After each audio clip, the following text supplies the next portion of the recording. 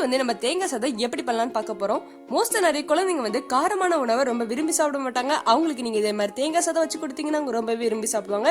இதுக்கு தேவையான இன்கிரீடியன்ஸ் என்னெல்லாம் அதை பார்க்கலாம். ஒரு கைப்பிடி அளவு தேங்காய் துருவல் எடுத்துக்கோங்க. 1/4 டீஸ்பூன் கடுகு, 1/4 டீஸ்பூன் துவரம் பருப்பு, கொஞ்சமா பீனட்ஸ், 1/2 டீஸ்பூன் உப்பு, தாளிக்கிறதுக்கு தேவையான அளவு எண்ணெய். ரைஸை வந்து நல்லா உதிரியான தன்மையில குக் பண்ணிக்கோங்க. முதல்ல ஒரு கடாய் எடுத்துக்கோங்க. அதில் நம்ம துருவி வச்ச தேங்காவை ஆட் பண்ணி நல்லா வதக்குங்க. தேங்காய் வந்து நம்மளுக்கு கோல்டன் ப்ரௌன் கலர்ல வரணும், அது வரைக்கும் நல்லா வதக்கிக்கோங்க. நம்ம எதுக்கு இப்படி வதக்குறோம்னா அப்பதான் நம்ம தேங்காய் சாதம் வந்து நல்லா ஃபிளேவர்ஃபுல்லா நமக்கு இருக்கும்.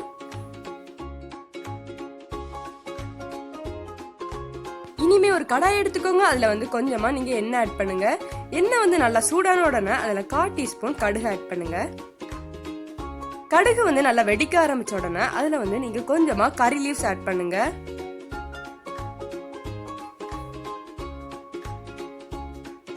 இனி இதுல வந்து ஒரு 2 ட்ரை சில்லியை வந்து நல்லா கட் பண்ணி ஆட் பண்ணுங்க. இது ஆப்ஷனல் தான்.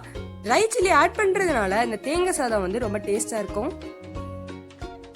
இனிமே இதை வந்து நல்லா வதக்கிக்கோங்க.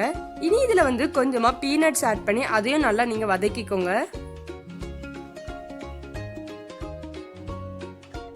இனிமே இதுல வந்து ஒரு 1/4 டீஸ்பூன் துவரம் பருப்பு ஆட் பண்ணி நல்லா வதக்குங்க.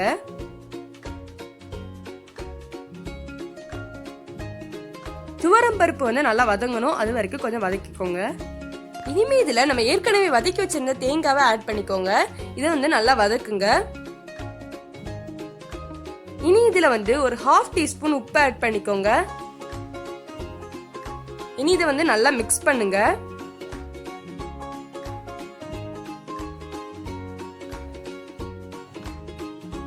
ரைஸ் ஆட் பண்ணலாம். ரைஸை வந்து கொஞ்சம் கொஞ்சமா ஆட் பண்ணி நல்லா மிக்ஸ் பண்ணுங்க. நம்ம போட்டிருக்க தேங்காய் எல்லாத்துலயுமே இந்த ரைஸ் வந்து நல்லா கோட் ஆகணும், அது வரைக்கும் கொஞ்சம் கொஞ்சமா நீங்க ஆட் பண்ணி மிக்ஸ் பண்ணிட்டே இருங்க.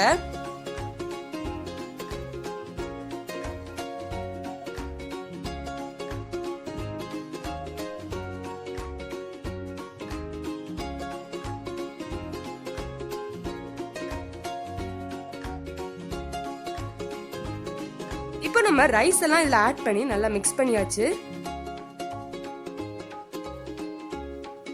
இனிமே இதுல நான் வந்து கொஞ்சமா கீ ஆட் பண்றேன். இதுவும் ஆப்ஷனல் தாங்க. இது நீங்க ஆட் பண்ணீங்கன்னா இது ரொம்பவே டேஸ்டா இருக்கும்.